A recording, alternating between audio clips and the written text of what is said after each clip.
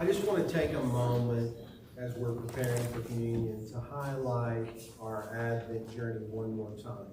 We began this journey by talking about Zachariah and Elizabeth. Zachariah, the father of John the Baptist, who prepared the way for Jesus. Elizabeth, his mother. We found hope in the story of Zachariah and Elizabeth. Zechariah taught us that focusing on gratitude and how grateful we are for all the ways that God has blessed us in the past can help us in the now. When we need hope, we can remember the ways that God has been with us in our daily lives. That's certainly what happened to Zechariah and Elizabeth.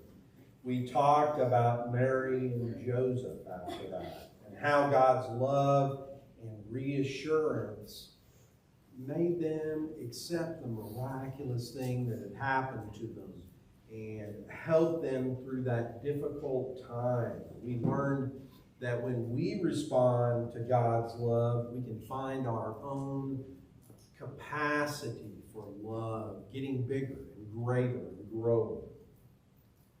And I'm thinking of perhaps my least favorite cartoon movie at Christmas, but it's exactly what happened in The Grinch when his heart grew, right?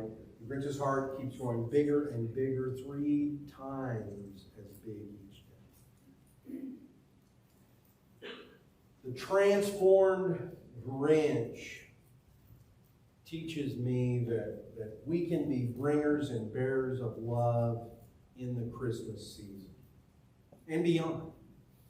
And so I think we can start that by loving more fully those closest to us, spouses, kids, relatives, even the ones that we've been impatient with during this busy season. We can continue with our friends in this room, our friends in our neighborhoods and at our jobs. And yes, we can also extend that love to strangers, the people who seem different from us, towards our enemies, and even the ones who are just plain hard to be around, right?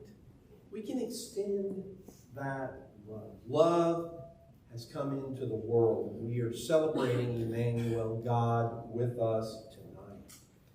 We talked about the joy that came when Elizabeth and Mary got together before John and Jesus were born, and how they were overflowing with joy. Elizabeth and then Mary sang her song of joy that we can read the words from in the Bible. We talked about how uncontainable that joy really was and is.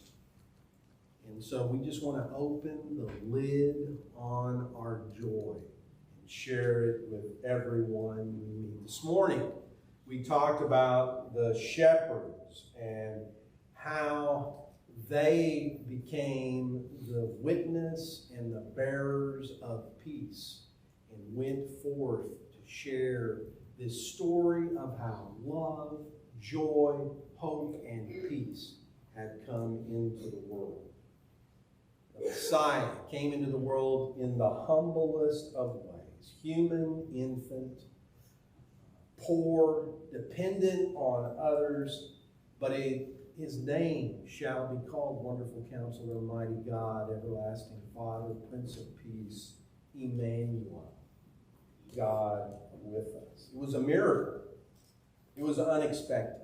And still, in the middle of that all, as we come tonight, we celebrate how God is with us, how Jesus is the fulfillment of hope, the way that Jesus loves and shares that love freely with us, the embodiment of love, and how Jesus is the source of joy, and Jesus is our peace.